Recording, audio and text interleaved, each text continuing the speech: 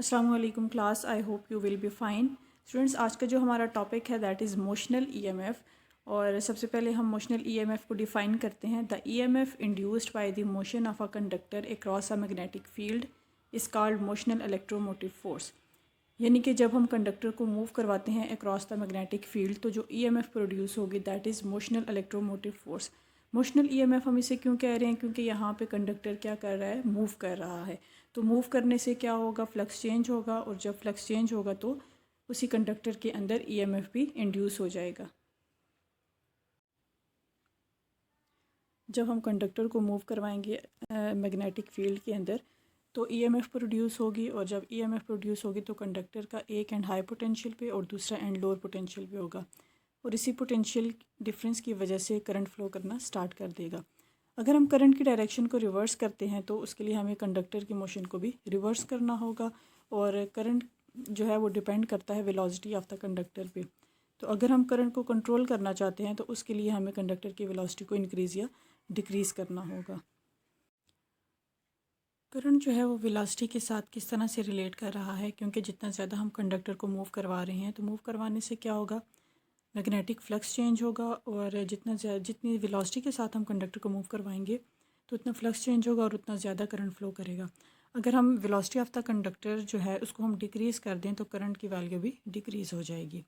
Next हम इसका proof देखते हैं कि मोशनल ईएमएफ के लिए हम किस तरह से उसकी इक्वेशन ड्राइव करेंगे। तो इसके लिए स्टूडेंट्स हमने क्या किया, दो हॉरिजेंटल रेल्स ले ली और उनको गलवानोमीटर के साथ अटैच कर लिया। गलवानोमीटर जो है हमें करंट की डिटेक्शन शो करेगा। ए भी कंडक्टर है आपके पास, और कंडक्टर को हमने मूव करवाना है मैग्नेटिक फील्ड के अंदर। जब मैग्नेटिक फील्ड के अंदर इसे मूव करवाएंगे तो फ्लक्स चेंज होगा, फ्लक्स चेंज होगा तो ईएमएफ प्रोड्यूस होगा, और ईएमएफ की वजह से करंट फ्लो करना स्टार्ट कर देगा। डेल्टा एक्स आपके पास जो है वो डिस्टेंस है जब हम कंडक्टर को मूव करवाएंगे इसके ऊपर, और ये ए बी और सी डी आपके पास एक लूप आएगी, और इसके अंदर जो एरिया है that is delta A. Let the rod be displaced through horizontal distance delta x in time delta t with velocity v. So flux over the loop ABCD changes and induced EMF is produced in it. According to Faraday law, E equals to minus delta phi over delta t. Students यहाँ पे देखें, जब हम इस conductor को move करवा रहे हैं इन टाइम डेल्टा टी, और जो रॉड है वो डेल्टा एक्स डिस्प्लेसमेंट कवर कर रहा है, तो इस पूरी लूप के अंदर जो ए बी सी डी है इसके अंदर फ्लक्स चेंज होगा, और जब फ्लक्स चेंज होगा तो यहाँ पे ईएमएफ इंड्यूस हो जाएगी। तो हमने Faraday law of electromagnetic induction के लिए जो रिलेशन पढ़ा था that is e equals to minus delta phi over delta t, यानी कि फ्लक्स को चेंज करने की वजह से यहाँ पे ईएमएफ इंड्यूस हो चुकी है।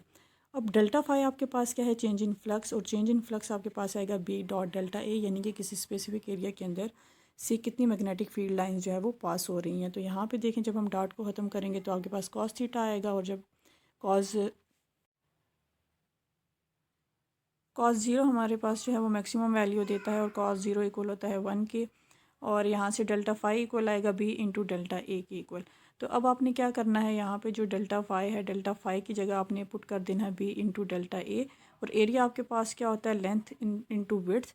अब यहाँ पे जो कंडक्टर की लेंथ है दैट इज़ एल, और जो इसकी विड्थ है इंटू डेल्टा एक्स आ जाएगी। तो एरिया की जगह आपने क्या पुट कर देना है? Delta X into L divided by delta T. तो यहाँ पे देखें, जो delta X over delta T है that is velocity of the rod. तो अब आपने क्या करना है, यहाँ पे ईएमएफ की जगह जो इक्वेशन आएगी आपके पास, तो आपने क्या करना है, बी और एल को एज इट इज़ छोड़ देना है, और delta X over delta T को इकट्ठा कर लिया, और फिर आपने delta X over delta T को वी से रिप्लेस कर दिया। तो जो आपके पास मोशनल ईएमएफ के लिए एक्सप्रेशन आएगी that is e equals to minus v l b. This is the expression of motional EMF. This equation is valid as long as L and V are mutually perpendicular to each other. ये equation तब valid है जब आपके पास V and L दोनों perpendicular होंगे। अगर ये perpendicular नहीं है तो फिर हम क्या करेंगे, V और L के कंपोनेंट्स को चेक करेंगे। जिस तरह से आपने रेजोल्यूशन ऑफ वेक्टर के अंदर टॉपिक पढ़ा होगा कि उसको हम इसके हॉरिजेंटल और वर्टिकल कंपोनेंट में किसी भी वेक्टर को रिजॉल्व कर देते हैं। तो फिर हमने क्या करना है, इसके वेक्टर्स को देखना है कि कौन सा वेक्टर जो है वो वी और एल के जो दोनों वेक्टर्स हम ले रहे हैं कौन कौन से वेक्टर्स परपेंडिकुलर हैं, फिर हम वो वाले दोनों परपेंडिकुलर वेक्टर्स को कंसिडर करेंगे।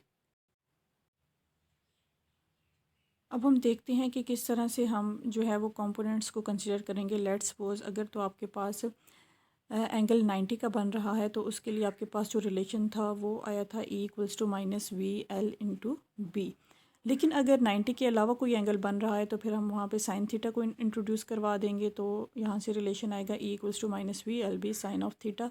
अब हमने देखना है कि जो एक्सप्रेशन ऊपर दी गई है यहाँ पे E आपके पास कब कब ज़ीरो होगा। अब यहाँ पे देखें, अगर तो जो आपके पास कंडक्टर है वो स्टेशनरी है, मतलब मूव नहीं कर रहा, तो तब वेलोसिटी आपके पास ज़ीरो होगी, तभी आपके पास जो ईएमएफ की वैल्यू है ये ज़ीरो के इक्वल आएगी। अगर आपके पास एंगल जो है वो ज़ीरो है या 180 है, क्योंकि साइन जो है आपके पास 90 पे मैक्सिमम वैल्यू देता है, इसके अलावा अगर वो ज़ीरो पे होगा या 180 पे होगा तो तब भी आपके पास ईएमएफ की वैल्यू ज़ीरो आएगी। या तो हम ये देख लें कि जो आपके पास रॉड है उसको हम पैरेलल प्लेस कर दें, या फिर उसको हम एंटी पैरेलल कर लें, या उसको हम स्टेशनरी रख लें फील्ड के साथ, यानी कि फील्ड के साथ अगर वो ज़ीरो का एंगल बनाएगा तब भी आपके पास ईएमएफ ज़ीरो, अगर 180 है तब भी ज़ीरो। अगर हम उसको मैग्नेटिक फील्ड के अंदर स्टेशनरी रख दें रॉड को, तो तब भी ईएमएफ की वैल्यू ज़ीरो होगी। स्टेशनरी रखने से क्यों ज़ीरो आ रही है? क्योंकि आपके पास जो है वो जब फ्लक्स चेंज होता है तब ईएमएफ इंड्यूस होगा। अगर यहाँ पे फ्लक्स ही चेंज नहीं हो रहा, रॉड जो है वो स्टेशनरी है, तो तब भी ईएमएफ की वैल्यू ज़ीरो होगी। तो स्टूडेंट्स, ये आज का हमारा लेक्चर था मोशनल ईएमएफ के ऊपर। आई होप आपको क्लियर हो चुका होगा। आप इसे नोट कर लें और अगर आपको कोई भी कन्फ्यूजन हो तो फिर आप पूछ सकते हैं। Thank you so much and take care.